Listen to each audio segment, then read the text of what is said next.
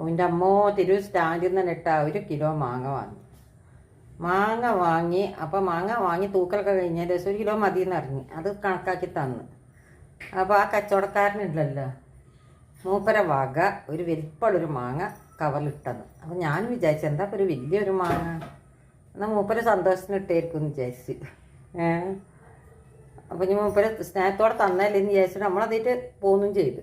ഇവിടെ വന്നിട്ട് നമ്മളെ പൈസ കൊടുത്ത് വാങ്ങിയ മാങ്ങ മുറിച്ച് അത് നല്ല മധുരമുള്ള മാങ്ങ.